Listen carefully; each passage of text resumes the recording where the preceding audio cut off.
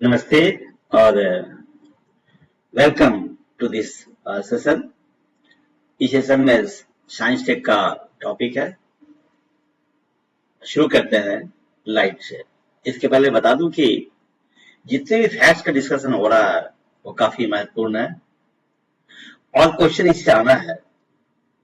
इससे ज्यादा पढ़ने की आपको जरूरत नहीं है, ये काफी है, इतना याद रखिएगा।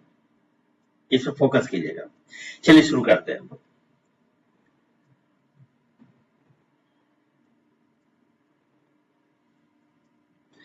लाइट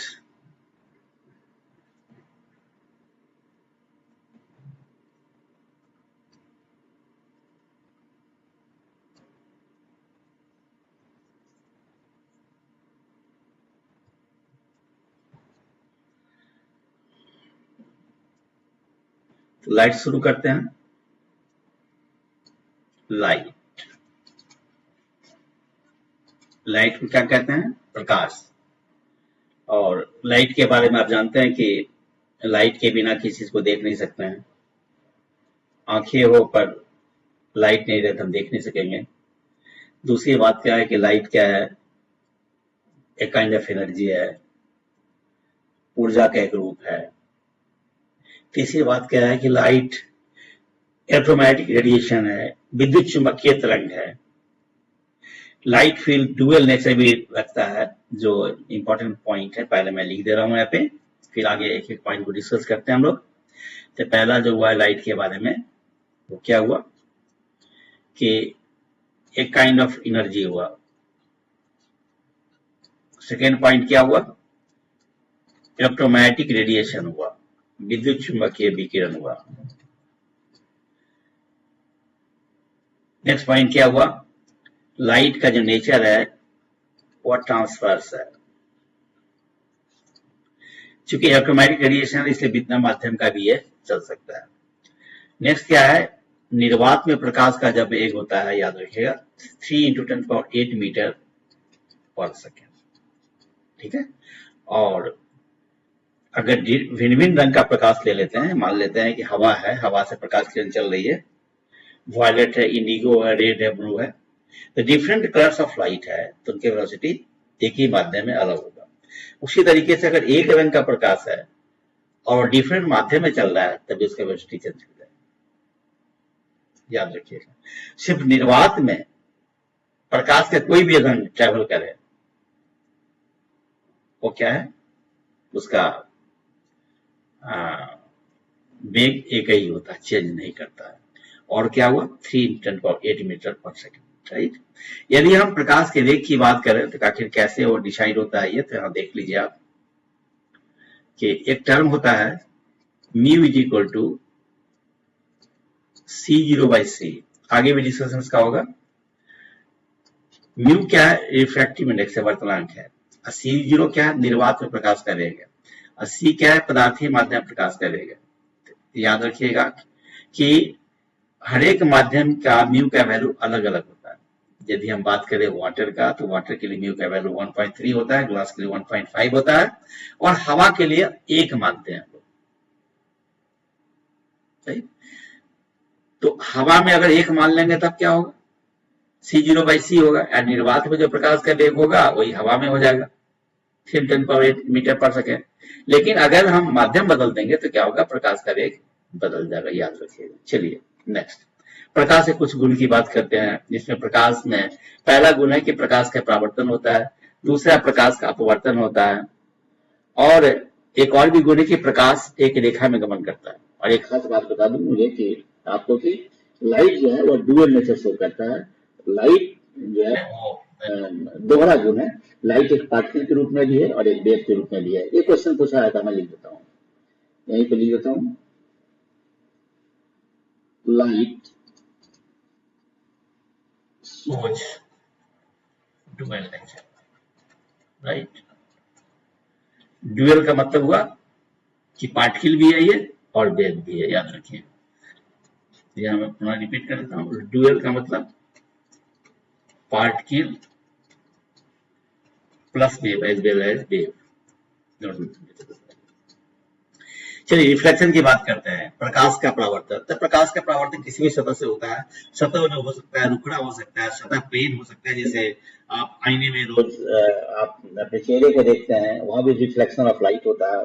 फिर प्रकाश का परावर्तन क्या है, वो आपका गोलीय सरफेस से भी हो सकता है, कॉन्केव से भी हो सकता है, कन्वेक्स से भी हो सकता है, याद रखिएगा। चलिए अब नियम देखते हैं प्रकाश के। दो नियम है। पहला नियम क्या है, angle of incidence equal to angle of reflection, यानी कि आपतन कोण का मान जो होता है परावर्तन कोण के मान के बराबर होता है। और incident ray, reflected ray and normal to the point of incidence all lie in one plane. यानी प्रकाश के परावर्तन का नियम क्या है कि आपतन कोण का मान परावर्तन कोण के मान के बराबर होता है। आपतित किरण, परावर्तित किरण और आपतन बिंदु पर डाला गया अभिलंब तीनों एक ही तल में होते हैं, याद रखिएगा।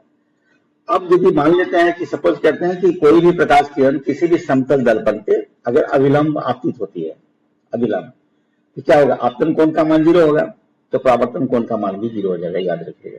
तो याद रखिएगा कि फॉर नॉर्मल इंसिडेंस, किसी भी सतह पे अगर प्रकाश किरण नॉर्मली इंसिडेंट होता है, तो उसके लिए अगर आपसे सवाल किया जाए कि एंगल ऑफ रिफ्लेक्शन का मान कितना होगा, परावर्तन कोण का मान कितना होगा, तो आप क्या बताएंगे, 0 बताएंगे, याद रखिएगा, ठीक है। चलिए आगे बढ़ते हैं। अब मिरर के केस में मैंने बताया आपका कनकेव मिरर। कनकेव मिरर में क्या होता है कि जो इमेज बनता है, रियल बनता है, इन्वर्टेड इमेज बनता है, एक स्थिति को छोड़ करके, when object is between pole and focus. यानी कोई भी जो अवतल दर्पण, अवतल का मतलब ऐसे हुआ, प्रकाश किरण ऐसे आपतित होती है इधर से, ठीक है। तो कोई भी प्रकाश किरण जो अवतल दर्पण पे आपतित होती है, और यदि वस्तु जो है वो क्या है, फोकस और पोल के बीच में होगा, यानी कॉन्केव मिरर जो है उसका पोल, ध्रुव और फोकस के बीच में जो कोई भी वस्तु है, तो उसका प्रतिबिंब बहुत बड़ा बनता है, ठीक है, आभासी बनता है और सीधा बनता है। और अवतल दर्पण के इसी गुण का उपयोग हम, अवतल दर्पण का इस्तेमाल दाढ़ी बनाने के लिए करते हैं हम लोग। Concave mirror used for saving purpose because of this property. क्या प्रॉपर्टी है कि when an object is placed between focus and the pole of a concave mirror, image will be magnified, सीधा होगा एंड वर्चुअल, काल्पनिक होगा। Next आइए, convex mirror की बात आ रही है। कॉन्वेक्स मिरर में क्या होगा, virtual, erect, diminish image. Convex जो मिरर होगा उसे इमेज क्या बनेगा, वर्चुअल बनेगा, काल्पनिक बनेगा, इरेक्ट बनेगा, सीधा बनेगा, और डिमिनिश इमेज बनेगा। मतलब कहने का अर्थ हुआ कि वो थोड़ा धुंधला रहेगा। नेक्स्ट आइए, refraction of light. Refraction of light में क्या है देख लीजिए। रिफ्रैक्शन का मतलब होता है कि माध्यम का परिवर्तन, यानी प्रकाश किरण एक माध्यम से चलती है, दूसरे माध्यम में प्रवेश करती है। मान लिया जाए यहां से यहां तक प्रकाश किरण है, इसके आगे आपका शीशा है, हवा से प्रकाश किरण शीशा प्रवेश करती है। याद रखिएगा, माध्यम बदलने से प्रकाश का वेग बदल जाता है, और यही क्या कहलाता है, रिफ्रैक्शन ऑफ लाइट कहलाता है, प्रकाश का अपवर्तन कहलाता है। क्योंकि क्या है, माध्यम बदलने पर जब प्रकाश का वेग बदल जाता है तो दूसरे माध्यम क्या होगा, वह आपका ओरिजिनल पाथ से नहीं मूव करके कोई और डेविएटेड पाथ से मूव करेगा। This is called refraction of light. Remember, refraction of light में क्या है, there should be change in the medium, light travels from one medium enters into the another medium. In the next medium now light awaits different path, not the incident path, because क्यों, because the speed of light is different in different medium. जैसे दूसरे माध्यम प्रकाश किरण घुसेगी, वो उसका क्या होगा, वेग का मान बदल जाता है, इससे उसकी दिशा बदल जाती है, राइट। चलिए यहां पर देखिए, bending of light when it passes from one medium to another, जो मैंने बताया आपको। काउज ऑफ फेनोमेनन आपका, जैसे अगर रिफ्लेक्शन की बात आएगी तो रिफ्लेक्शन में क्या क्या होता है, जैसे मिरेज फॉर्मेशन बताता हूं मैं, twinkling of stars, apparent bending of stick in water. यदि आप देखिएगा कि अगर कोई बर्तन में, शीशा के बर्तन में आप पानी रखे हुए हैं, और यदि वहां पे एक रॉड को डाल दीजिए उस पानी के अंदर में, तो क्या होगा कि जो भी हमारा जो सरफेस होगा, हवा और शीशा का जो कॉमन सरफेस होगा, वहां से क्या होगा, छड़ी जो होगा, रॉड मुड़ी हुई प्रतीत होती है, वो रिफ्रैक्शन के कारण होता है। मिरेज फॉर्मेशन, जैसे आप जाइएगा डेजर्ट में, कोई भी आप रेगिस्तान में जाते हैं, तो क्या होता है कि जो कोई भी घुड़सवार होता है तो उसको आगे जाकर देखने पर क्या होता है, दूर देखने पर उसको तालाब नजर आता है, but actually there is no, और वो प्यासा रहता है, पानी पीने जाता है, but there is no so called source of water, कोई भी तालाब नहीं रहता है वहां पे। उसको कहते हैं मीरेज फॉर्मेशन, मीर कृष्णा ही बोलते हैं हम लोग, राइट। उस तरीके से आप तारे को चमकते हुए देखते हैं, you see the twinkling of the star, तारा चमकता है, it's also because of the refraction. Okay, then come to the lens. Lens में याद रखिएगा कि लेंस कॉन्केव हो सकता है, कॉन्वेक्स हो सकता है, ठीक है। और क्या है, जो लेंस होता है वो, जैसे मैं बताऊंगा आपको कि वो जैसे एक सतह इधर से एक सतह इधर है, इसके बीच में क्या है, ग्लास है, ठीक है, ये भी एक लेंस हुआ। एक ऐसा भी हो सकता है सरफेस ऐसे होगा, इसके बीच में मटेरियल है, वो भी लेंस है। यदि ऐसा है, इसके बीच में मटेरियल है, तो उसको कहते हैं हम लोग कॉन्वेक्स लेंस। और यदि मान लिया ऐसा हम रखते हैं, अब बीच में मटेरियल है, शीशा है, उसको कहते हैं हम लोग ये कॉन्वेक्स लेंस हुआ, ये वाला कॉन्केव लेंस हो गया, याद रखिए, ठीक है। फिर देखिए ये वाला, ये हमारी, मैं बना भी देता हूं just to get the points clear. ये हमारा जो लेंस की बात आई है, देखिए ये कॉन्वेक्स लेंस हुआ, और यदि ऐसा है मान लिया जाए, ये कॉनकेव लेंस हो गया, याद रखिएगा, ठीक है। तो कॉन्वेक्स लेंस क्या है, ये कन्वर्जिंग होता है, मतलब कहने का अर्थ हुआ कि अगर कॉन्वेक्स लेंस सूर्य से प्रकाश किरण आ रही है और सामने में कॉन्वेक्स लेंस को आप रख दीजिएगा, तो सूर्य से आने वाली प्रकाश क्या होती है, प्रकाश किरणें एक दूसरे के पैरेलल होता है, समानांतर होता है, और तब जाके कॉन्वेक्स लेंस से जब रिफ्रैक्शन होगा प्रकाश किरण का, तो क्या होगा, वह उसके फोकस पे आके मिल जाएगा।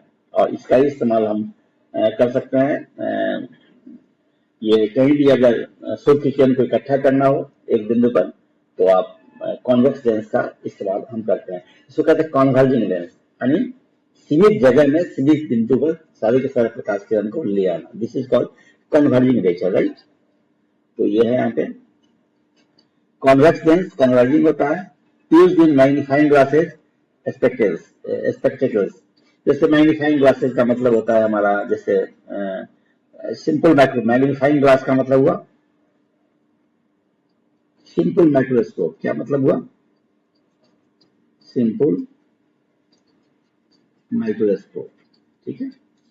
जाहिर है कि एक और माइक्रोस्कोप होगा, वो होगा कंपाउंड माइक्रोस्कोप, इसमें क्या है, कॉन्वेक्स लेंस का इस्तेमाल होता है।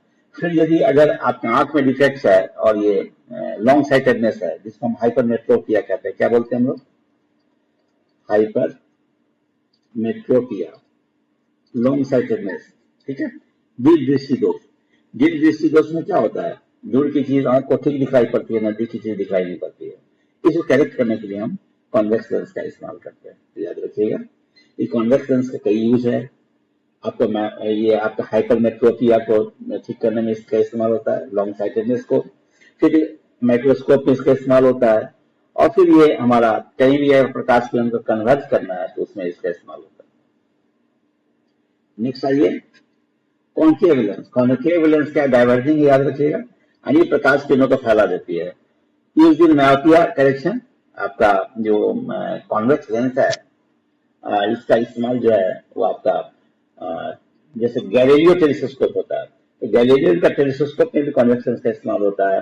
फिर यदि मायोपिया है, concave lens, sorry, myopia,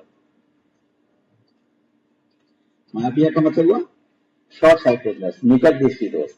myopia में क्या होता है कि अगर किसी व्यक्ति को मायोपिया है, तो वो मायोपिक आंख जो होता है वो नजदीक की चीज को ठीक से देख पाता है, दूर की चीज को नहीं देख पाता है, दिस इज कॉल्ड मायोपिया और शॉर्ट साइटेडनेस। इसको करेक्ट करने के लिए हम क्या करते हैं, कॉन्केव लेंस का इस्तेमाल करते हैं। तो याद रखिएगा, मायोपिया को करेक्ट करने के लिए कॉन्केव लेंस जो डाइवर्जिंग होता है, और हाइपरमेट्रोपिया को करेक्ट करने के लिए कॉन्वेक्स लेंस जो कन्वर्जिंग होता है।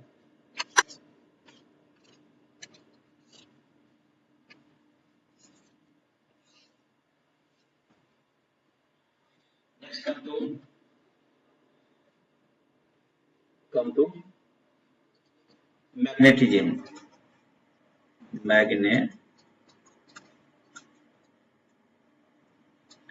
मैग्नेटिज्म।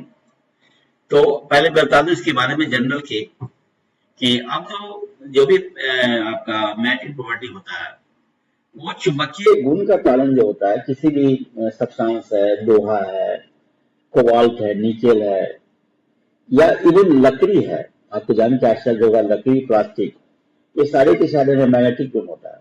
क्योंकि चुंबकीय गुण का कारण क्या है, उसमें उसके ऑर्बिट में जो भी एटम होते हैं, एटम के ऑर्बिट में जो इलेक्ट्रॉन्स रिवॉल्व करता है, ऑर्बिट में जो चक्कर लगाता रहता है, तो every electron in motion around the orbit is a magnet, याद रखिएगा। जो हर एक जो इलेक्ट्रॉन जो है जो गतिशील ऑर्बिट में एक मैग्नेट के बराबर है। ठीक हो गया? तो याद रखिएगा कि magnetism of any substance, any material is due to the revolving electrons in the respective orbit of the atom। ठीक है? चलिए, अब इसमें क्या है, खास खास बातें होती है, जैसे कूलम का नियम भी इसमें है कि दो चुंबकीय ध्रुवों के बीच में जो बल लगता है वो क्या है, चुंबक के ध्रुवों की शक्ति के गुणनफल का समानुपाती, उनके बीच की दूरी के बल का भी समानुपाती होता है। फिर क्या है, जो north pole south pole repel करता है, मतलब कहने का अर्थ हुआ like magnetic poles repel each other, whereas unlike magnetic poles मतलब north north attract each other. ये है मैग्नेट के बारे में। अब क्या है हमारे पास, देखिए हम कि magnet attract iron, cobalt, nickel. Next है magnetic field, region where magnetic force acts. इससे मान लिया जाए कोई मैग्नेट है, सपोज करते हैं कि यहाँ पर कोई मैग्नेट है, ये क्या है, ये याद रखिए मैग्नेट, ये अपनी चारों ओर क्या है, फोर्स क्रिएट करता है, ये बल का क्रिएट करता है। और यहाँ पर मान लिया जाए छोटा सा आप लोहा का टुकड़ा लाते हैं ऐसी, ये मैग्नेट को अट्रैक्ट करता है। ठीक है? नेक्स्ट आइए, right hand thumb rule, current direction, thumb, curve finger, magnetic direction. जैसे इसमें मैं बता दूं कि मान लिया जाए कि सपोज आप कह रहे हैं कि ये कंडक्टर है, ये चालक है, ये है तो कलम, ये पेन है, ये मान लिया जाए ये तांबे का तार है और तांबे का तार है, इससे धारा बह रही है। अब क्या है, ठीक है, ऐसे तो तार कुछ करंट लग जाएगा, लेकिन मान लिया जाए कि इस कंडक्टिंग वायर को हम ऐसे होल्ड करते हैं, बीच में कुछ इंसुलेशन लगा करके, जिससे कि हमारे हाथ का सीधे कांटेक्ट तार से नहीं हो।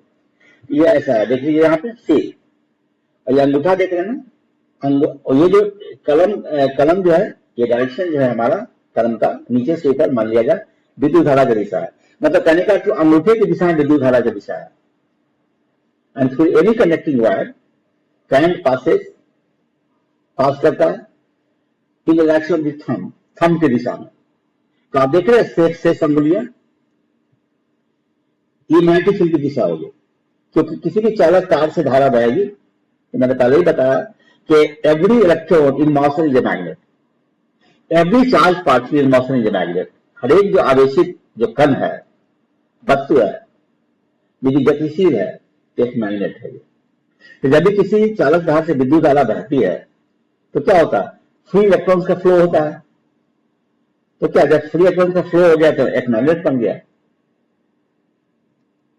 तो क्या होगा, जब मैग्नेट बन गया तो क्या होगा, उस टनल में मैग्नेटिक लाइन्स ऑफ फोर्सेज होंगे, चुंबकीय बल दिखाई होंगी, और मैग्नेटिक लाइन्स ऑफ फोर्स के किसी बिंदु पर यदि टेंजेंट खींच देंगे तो उस बिंदु पर क्या होगा, मैग्नेटिक फील्ड की दिशा को देगा वो।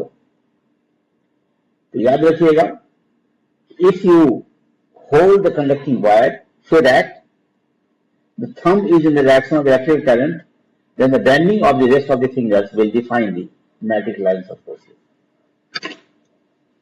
तो यहां आप देखिए, किसी को बताया गया करंट डायरेक्शन थंब है, कर्ल्ड फिंगर्स ये मैग्नेटिक फील्ड की दिशा है, जो मैंने भी आपको बताया। नेक्स्ट आइए, इलेक्ट्रोमैग्नेट। इलेक्ट्रोमैग्नेट क्या है, temporary magnet formed by current through a coil. किसी भी कॉइल से जो हमारा है, लेकिन याद रखिएगा कि इसके लिए क्या होता है कि मान लिया जाए, हम इसी को मान लेते हैं कि ये सॉफ्ट आयरन है, सॉफ्ट आयरन है, इस पर आप क्या है, कॉइल लपेट देते हैं, तांबे का तार लपेट देते हैं, और क्या है, तार के दोनों सिरों के बीच में बैटरी जोड़ देते हैं, तो कॉइल जो होगा उससे धारा बहेगी, कॉपर कॉइल। तो क्या होगा, ये सॉफ्ट आयरन का जो पीस होगा वो मैग्नेट बन जाएगा, दिस इज इलेक्ट्रोमैग्नेट। मतलब कहने का अर्थ हुआ कि ये आयरन का पीस था, उस मैग्नेट नहीं था, ये जो विद्युत धारा बही कॉइल से, तो विद्युत धारा जब कॉइल से बहती है तो अपने चारों मैग्नेटिक फील्ड पैदा करता है, उस मैग्नेटिक फील्ड के अंदर आपका ये सॉफ्ट आयरन पीस है, देन क्या होगा, ये भी मैग्नेट बन जाएगा। याद रखिएगा, दिस मैग्नेट इज टेम्पोररी, तो जैसे ही क्या है, धारा बहना बंद हो जाएगा कॉइल से, इसका मैग्नेटिज्म इसमें नहीं रहेगा, ठीक है, राइट। हालांकि कुछ मैग्नेटिज्म इसमें छूट जाता है, लेकिन वो नेग्लिजिबल हो जाता है, वो इसकी चर्चा भी मैं नहीं करूंगा। Earth as a magnet has both north and south poles. Compass works on these principles. जैसे अर्थ भी एक मैग्नेट है, और अर्थ के मैग्नेटिक फील्ड को डिफाइन करने के लिए हम लोगों को कुछ पैरामीटर्स की जरूरत पड़ती है, जिसको हम कहते हैं डिक्लिनेशन, इंक्लिनेशन, हॉरिजॉन्टल कंपोनेंट, ठीक है, जैसे डीप हुआ और क्षैतिज तीव्रता हुआ, कुछ जो 3 पैरामीटर्स होते हैं जो पृथ्वी के चुंबक से आप जानते हैं। और याद होगा कि यदि हम पहले अगर हमारे बुजुर्ग घर में थे तो अभी भी नॉर्थ साउथ की ओर, पोल की ओर सोना मना किया था, you are not suggested to sleep along north and south. Reason क्या है, earth is a big magnet, very heavy magnet earth है, तो आप सोएंगे तो क्या होगा, और आपके अंदर क्या है, मैग्नेटिक एलिमेंट्स है, मैग्नेटिक आपका एटम्स है, जैसे आयरन भी आपके शरीर के अंदर है, तो आयरन का हर एक टुकड़ा क्या होगा, मैग्नेट बन जाएगा due to the magnetic field of the earth. तो क्या होगा, आपके माइंड पे, बॉडी पे स्ट्रेन पड़ेगा, तो हेल्थ प्रॉब्लम हो सकता है आपको।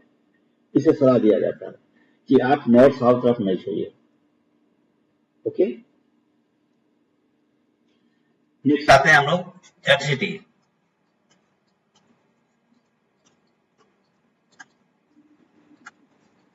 इलेक्ट्रिसिटी में क्या है, पहली बात तो यह है कि इसमें एक टर्म आता है चार्ज आवेश। क्या होता है, आवेश। आवेश की इकाई होती है कूलम, ठीक है। आवेश का जो परिभाषा है वह Q इज इक्वल टू, ठीक है। ऐसे तो आवेश क्या है हमारा, समथिंग फंडामेंटल है, समथिंग फंडामेंटल है, ये प्रत्येक पदार्थ का एक गुण है ये, ठीक है। और यदि Q को हम डिफाइन करते हैं, मान लिया जाए, तो ये हम कह सकते हैं कि I इंटू टी, यहाँ पर T टाइम है, I इलेक्ट्रिक करंट, I की इकाई जो विद्युत धारा, इसकी इकाई हुई क्या, एम्पियर। याद रखिएगा, ऐसा यूनिट क्या है, एम्पियर, इसका है I का। Q की इकाई क्या होगी, कूलम, क्या होगी, कूलम, याद रखिएगा। तो अगर कोई पूछेगा कूलम क्या है, तो एम्पियर हो जाएगा, और समय की इकाई सेकेंड हो जाएगी। एम्पियर सेकेंड इज द क्या है, कूलम। तो याद रखिएगा नहीं कि C जो हुआ, C कूलम हो गया, ठीक है, और A एम्पियर हो गया, और S सेकेंड हो गया। अब क्या है कि एक आता है टर्म जहां पर आप देख रहे हैं ओम्स लॉ। ओम्स लॉ का मतलब होता है कि I is equal to V by R. V क्या है, पोटेंशियल डिफरेंस है, R रेसिस्टेंस है। मान लिया जाए सर्किट में हम देखें इसको, ये तांबा का तार है और ये रेसिस्टेंस इसका R है, इसको बैटरी से आप जोड़ दीजिएगा, राइट, ये माइनस हो जाएगा, प्लस हो जाएगा, धारा बहेगी I, ठीक है। ये कहता क्या है कि I कितना होगा, और मान लिया जाए इसके सिरों के, ये चूंकि प्लस है तो ये प्लस हो जाएगा आपका, ये माइनस हो जाएगा, इसका पोटेंशियल ज्यादा हो जाएगा, इसका पोटेंशियल कम हो जाएगा, तो क्या होगा, फ्लो होने लगेगा, आवेश का फ्लो होने लगेगा हाई से लो तरफ। तो ये जो हमारा है, जो मैंने लिखा है कि I is equal to V by R. I amount of current है, V पोटेंशियल डिफरेंस है, R रेसिस्टेंस है। तो याद रखिए, ओम का नियम यह कहता है, डेप्थ क्वेश्चन आता है, इसे याद रखिएगा, बहुत इंपॉर्टेंट है। और ये पुनः मैं कहूंगा, जो बता रहा हूं ये पर्याप्त है, You must listen and remember the things very carefully. तो क्या है कि आई जो होगा किसी भी चालक तार से बहने वाली धारा होगी और चालक तार के सिरों के विभवांतर का समानुपाती होता है। पोटेंशियल डिफरेंस का मान ज्यादा होगा, करंट का मान ज्यादा होगा।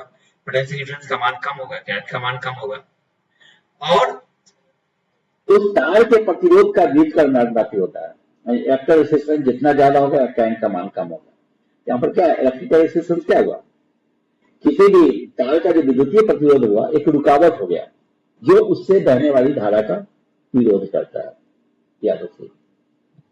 अब क्या इससे कई बातें हो जाएंगी। अब जब मैंने यहाँ लिखा है, यहाँ भी स्पेस से मैं कर दे रहा हूं, don't mind. I is equal to V/R। इसमें देख लीजिए आप, आई का यूनिट क्या है, एम्पियर है। पोटेंशियल डिफरेंस क्या है, वोल्ट है। एम्पियर है। और रेजिस्टेंस का क्या है, ओम है। याद रखिएगा, यानी ampere is equal to volt by ohm. Remember this is ohm's law. ये आपका ओम्स लॉ क्लियर हो गया। नेक्स्ट आते हैं रेजिस्टेंस। रेजिस्टेंस मैंने बताया कि opposition to flow of current, same current. ये सीरीज सर्किट ऐसा हुआ जैसे ये हुआ आपका, देख लीजिए मैं करता हूं।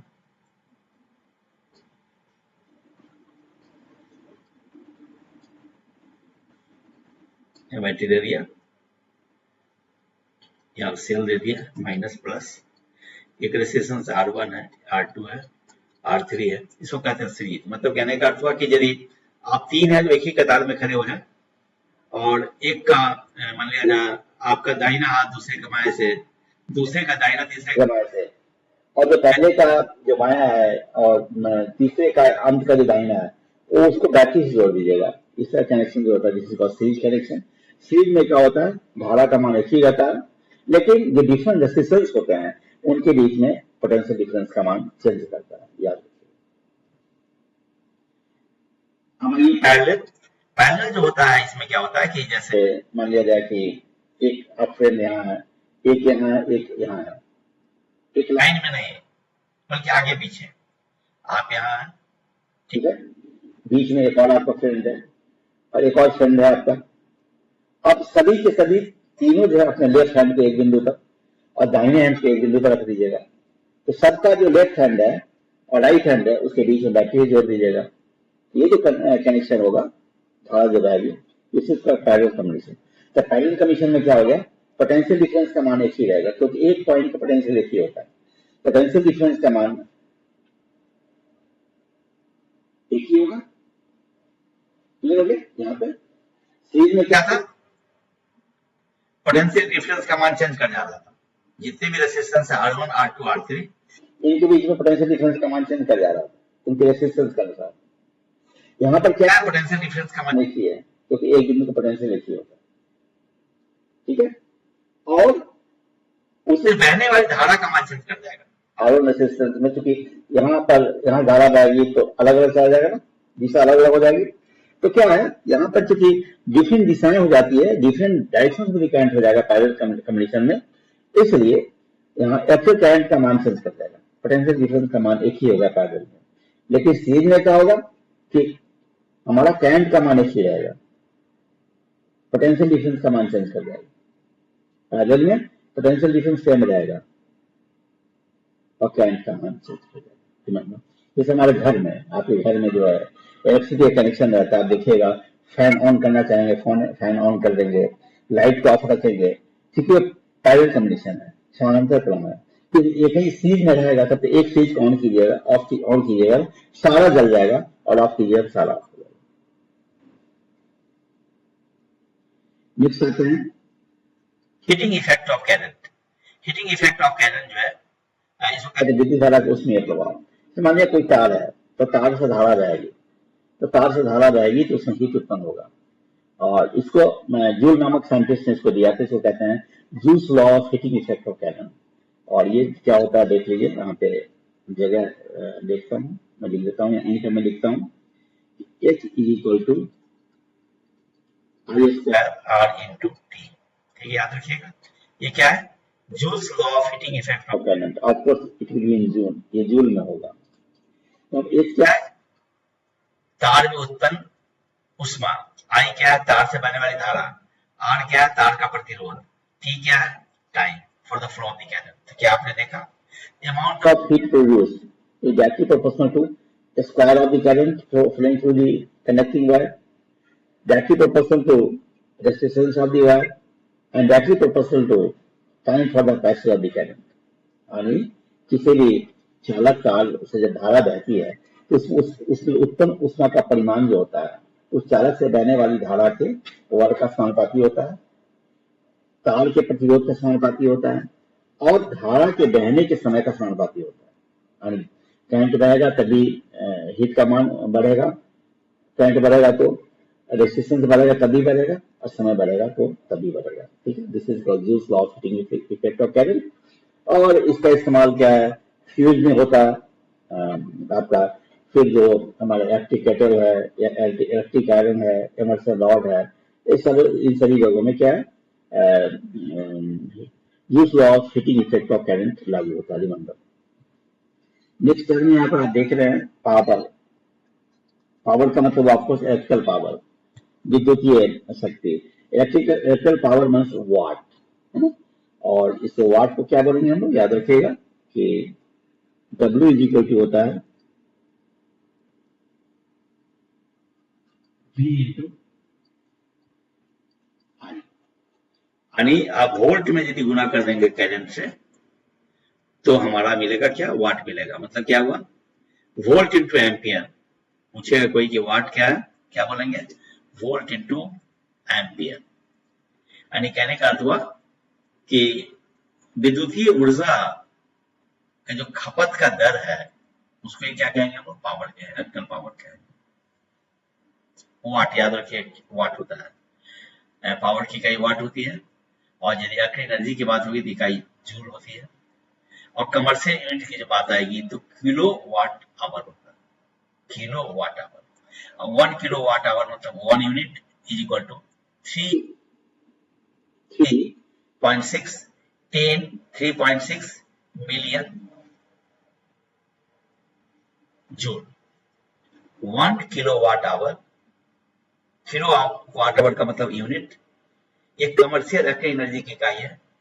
और 1 kilo watt hour is equal to 3.6 million joule. Remember, watt power की इकाई है, note the.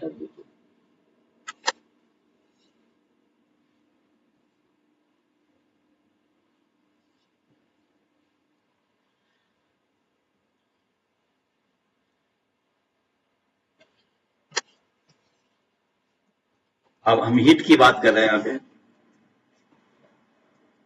We are talking of heat. Heat क्या है? इसमें हीट एंड टेम्परेचर एक साथ कर रहे हैं हम लोग। याद रखिएगा हीट की इकाई जो होगी वो कैलोरी होगी, जूल होगा। और टेम्परेचर का यूनिट होता है degree Celsius, degree Roman, degree Fahrenheit और केल्विन। याद रखिएगा, ठीक है। There are 4 scales of temperature. जो ताप है उसके 4 स्केल होते हैं, सेल्सियस, रोमन, फ़ारेनहाइट, केल्विन, ठीक है। और हीट को मेजर करते हैं जूल और कैलोरी में। याद रखिएगा जूल और कैलोरी की जो बात आएगी तो वो है 4 पॉइंट लगभग है ये 4.2 joule is equal to 1 calorie. Remember, हालांकि ये होता है 4.18, लेकिन 2 मैंने मान लिया है कि 4.2 joule is equal to 1 calorie. Temperature क्या है? Measure of degrees of hotness. यानी कहने का अर्थ हुआ कि कोई वस्तु कितना अधिक गर्म है, कितना ठंडा है, इसका ज्ञान हमें टेम्परेचर से होता है, ठीक है। तो हीट क्या है? किसी वस्तु में आप हीट को देंगे, जैसे आप मान लिया जाए कि जाड़े के दिनों में आप अंगीठी जली हुई है उसके पास आप रहेंगे तो आप गर्मी का एहसास करेंगे। कारण क्या है कि उस अंगीठी से हीट का ट्रांसफर आपके पास हो जाता है और आप गर्म का एहसास करते हैं। तो क्या है, किसी वस्तु में हीट दीजिएगा तो उसका टेम्परेचर बढ़ेगा, हीट निकालिएगा टेम्परेचर उसका घटेगा। इसलिए हीट इज अ फैक्टर, ऊष्मा एक कारण है। whereas temperature is the result. Modes of heat transfer जैसे कंडक्शन है, कॉन्वेक्शन है। कंडक्शन सॉलिड में होता है, कॉन्वेक्शन लिक्विड और गैस में होता है, रेडिएशन वैक्यूम में होता है, याद रखिएगा। यानी जो कंडक्शन हुआ ना, ये हमारा कंडक्शन हो गया, नेक्स्ट कन्वेक्शन हो गया, फिर हमारा रेडिएशन हो गया, ठीक है। यानी कंडक्शन के माध्यम चाहिए, कन्वेक्शन के माध्यम चाहिए, रेडिएशन का माध्यम नहीं चाहिए। कंडक्शन का मतलब हुआ कि लोहे के छड़ के एक हिस्से को आप अंगीठी में डाल दीजिए, दूसरे हिस्से को पकड़िएगा तो थोड़ी देर के बाद में आपको दूसरे छोर तक हीट आ जाएगा और आपको गर्मी का एहसास होगा। This is for conduction. Conduction के लिए माध्यम चाहिए और माध्यम का आगे पीछे कंपन करता हुआ हीट एनर्जी का ट्रांसफर करता है। कन्वेक्शन है, कन्वेक्शन में क्या है, इसमें माध्यम चाहिए। तो इसमें क्या है कि एक्चुअल मोशन होता है, जैसे लिक्विड और गैस है, दोनों में कन्वेक्शन होता है।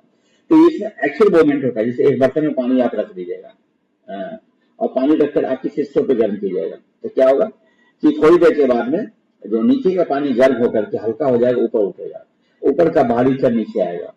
क्या आपने क्या देखा, हीट का ट्रांसफर तो हुआ, लेकिन क्या है, जो माध्यम का कण एक्चुअल पोजिशन चेंज करता है। एक कंडक्शन में ऐसी बात नहीं होती है। माध्यम का कण अपनी स्थिति पर रहते हुए टू एंड फ्रो मोशन करता हुआ आगे पीछे कंपन करता हुआ हीट का ट्रांसफर होता है। This is how the two different.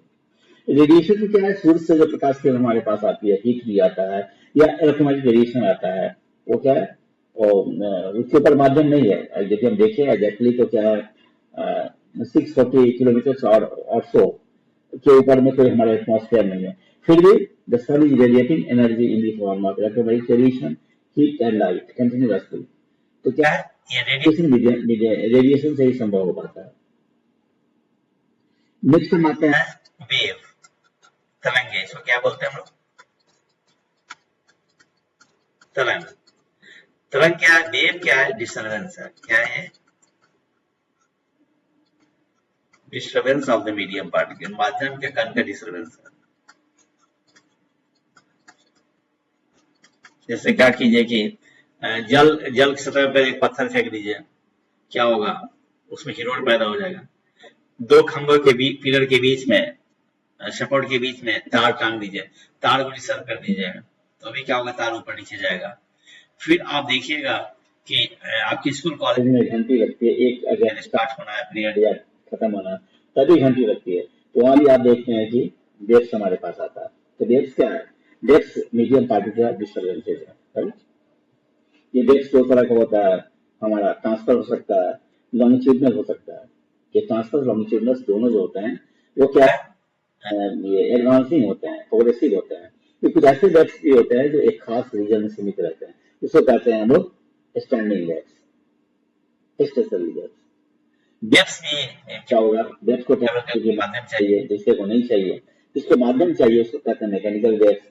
जैसे साउंड मैकेनिकल वेव्स है, जिसको माध्यम नहीं चाहिए उसको लाइट वेव्स कहते हैं। चलिए आते हैं, देखते हैं वेव्स है यहाँ पे, disturbance that transfers energy not matter. Types है, मैकेनिकल है, रिक्वायर्ड मीडियम, जो मैंने बताया, जैसे साउंड वेव्स है, और साउंड वेव्स लॉन्गिट्यूडनल भी है। लॉन्गिट्यूडनल क्या है, लॉन्गिट्यूडनल है साउंड। अब क्या है हमारा दूसरा है electromagnetic, don't require any medium, माध्यम की जरूरत नहीं पड़ती है, जैसे लाइट, रेडियो वेव्स, ठीक है।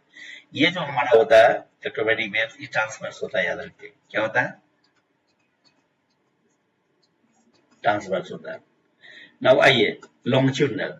लॉन्गिट्यूडनल में क्या होता है, particle vibrate parallel to sound, मतलब कहने का अर्थ हुआ कि जिस दिशा में तरंग का गमन होता है उसी दिशा में माध्यम का कण कंपन करता है, उसको कहते हैं लॉन्गिट्यूडनल। ट्रांसवर्स में क्या होता है कि सपोज कीजिएगा कि तरंग ऐसे चल रहा है, लेकिन माध्यम का कण ऊपर नीचे कंपन एक दूसरे का लंबवत रहता है, उसको हम कहते हैं लोग ट्रांसवर्स, ठीक है। पार्टिकल वाइब्रेट परपेंडिकुलर, जैसे लाइट के एग्जांपल्स जो मैंने बताया आपको।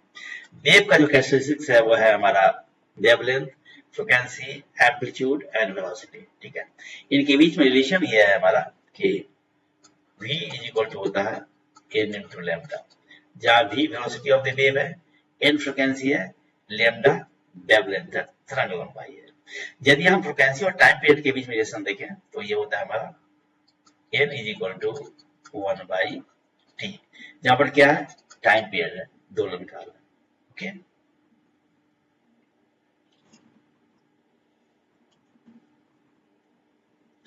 नेक्स्ट हम देखते हैं एसिड, बेस एंड सॉल्ट्स। ठीक है, एसिड का मतलब हुआ कि जिसमें H प्लस हो, बेस जो हुआ वो हमारा OH माइनस हुआ, याद रखिए हाइड्रोक्सिल आयन ये बेस हुआ। जैसे एग्जांपल्स हुआ एसिड का HCl, H2SO4 हाइड्रोजन आयन है इसमें। बेस का जो एग्जांपल्स हुआ यहाँ पर बेस का हुआ है हमारा NaOH sodium hydroxide, KOH potassium hydroxide, ये बेस हुआ हमारा। एसिड सावर टेस्ट खट्टा होता है, टर्न ब्लू लिटमस रेड, याद रखिए H2SO4। बेस है bitter taste soapy, turn red litmus to blue, यानी क्या है ये लाल लिटमस को ब्लू कर देता है। KOH है KOH, NaOH KOH मैंने बताया अभी। इंडिकेटर्स ये लिटमस हो सकता है, हेंथोल्पीन हो सकता है, मिथाइल ऑरेंज हो सकता है। न्यूट्रलाइजेशन रिएक्शन, यानी कहने का एसिड प्लस बेस मिल जाएगा, सॉल्ट मिल जाएगा एंड वाटर मिल जाएगा, जिसे न्यूट्रलाइजेशन रिएक्शन। अब इंपॉर्टेंट सॉल्ट की बात करें हम लोग, जो कॉमन सॉल्ट है जो खाना खाते हैं, टेबल सॉल्ट जो होता है हमारा वो NaCl हुआ। Raw material for NaOH share washing soda, फिर बेकिंग सोडा जो है NaHCO3, एंटासिड बेकिंग सोडा, ये सारे के सारे सॉल्ट से याद रखिएगा। वॉशिंग सोडा Na2CO3 10H2 इन सॉफ्टनिंग हार्ड वाटर, यानी जल में जो आपका कठोरता होती है, हार्डनेस ऑफ वाटर होता है, जो परमानेंट होता है, उसको हटाने के लिए हम क्या करते हैं वॉशिंग सोडा का इस्तेमाल करते हैं। फिर हमारा प्लास्टर ऑफ पेरिस जो है, याद रखिएगा ये पूछता है, डायरेक्ट क्वेश्चन से पूछता है, ध्यान दीजिए डायरेक्ट ही क्वेश्चन पूछ देता है। CaSO4 into half H2O. This is your plaster of Paris used in construction fractions. Let's come to the chemical reactions. ये टाइप्स जो होंगे वो हमारा क्या है कॉम्बिनेशन रिएक्शन है। कॉम्बिनेशन रिएक्शन में आपने देखा कि मान लिया एक कंपाउंड A है दूसरा B है, A plus B is equal to AB, जैसे एग्जांपल्स है calcium oxide CaO plus water H2O is equal to CaOH। ये कॉम्बिनेशन रिएक्शन दोनों कंबाइन करेगा। नो डिकम्पोजिशन में क्या होता है कि जैसे AB है, एक मॉलिक्यूल है AB है, वो बट गया दो पार्ट में A plus B, this is called decomposition. जैसे 2H2O है, वाटर का दो मॉलिक्यूल्स है, ये टूट करके क्या हो गया 2H2 और O2 पे चला गया, this is called decomposition reaction. Now come to displacement. Displacement में क्या हुआ देख लीजिए कि हमारे पास दो मॉलिक्यूल्स है, एक है A plus BC। A plus BC में क्या हुआ कि C A के साथ मिल गया, AC हो गया और B अलग रह गया, तो इसका डिस्प्लेसमेंट हुआ। ठीक है, एग्जाम्पल्स के रूप में जिंक है, Zn CuSO4 copper sulphate is equal to ZnSO4 CO. This is your displacement reaction. Then come to the double displacement, AD plus CD। अब क्या हुआ कि आपस में ये हो गया AD plus CD, यहाँ आपने देखा एग्जाम्पल के रूप में NaCl plus AgNO3, क्या है NaNO3 हो जाएगा, मिल जाएगा इससे, देखिए यहाँ पे इससे आके मिल गया, तो क्या है NaNO3 हो गया N प्लस AgCl हो गया। देखिए ये AgCl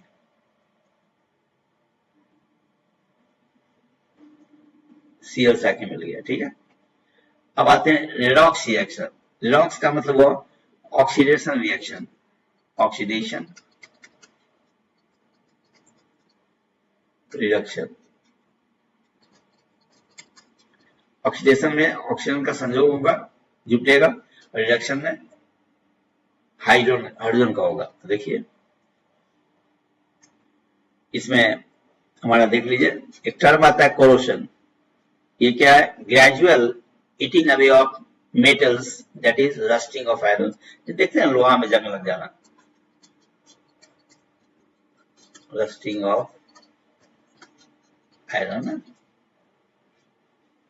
क्या है? Rancidity, oxidation of oils and fats leading to foul smell taste. ये जो आपने देखा अभी डिफरेंट टॉपिक्स को देखा, केमिकल रिएक्शंस को देखा, मैग्नेटिज्म को देखा, हीटिंग इफेक्ट को देखा, एक्टर कैड को देखा, फिर लाइट के डिफरेंट पक्ष को देखा। These are very important for you. ये एग्जाम में इससे आना ही है।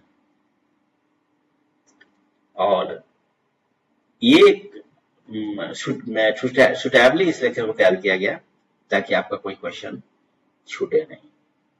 होप कि this lecture must benefit you. Thanks for giving me the patience. Thank you.